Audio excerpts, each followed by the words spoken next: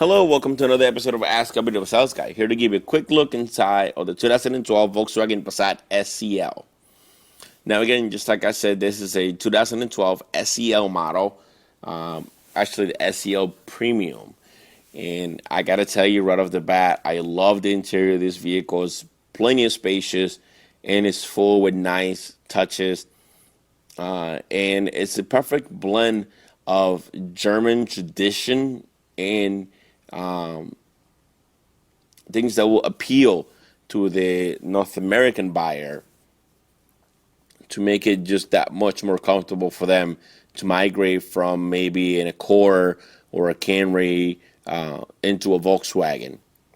In the past, it was kind of difficult for people to get used to the layout of Volkswagens. So Volkswagen has made some strides into making the vehicle a little more familiar to those cross shoppers. But again, things are, uniquely Volkswagen and uniquely German are still there.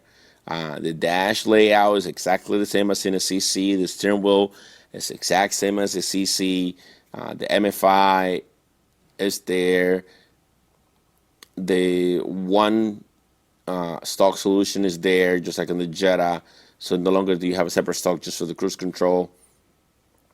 There's the RNS 510, and this is the next generation RNS 510 with voice commands, which is really neat. And I actually made a video about this. You might want to go back and watch it and see all the cool little features that it has.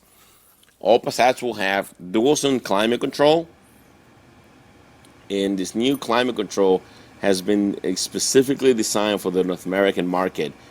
It actually has a max AC function to make it easier to cool the vehicle faster.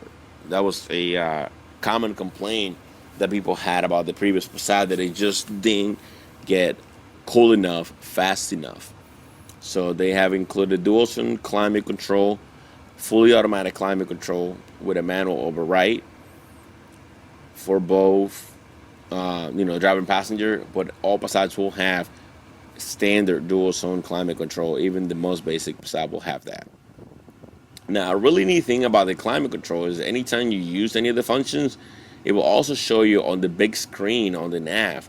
That way it makes it that much easier to use. It doesn't work on the touchscreen, but it's really neat that you have the buttons, and then anything that you do on the buttons, it reflects on the screen, so you don't really have to hunt and look for and try to figure out if you hit the right button to look for the button.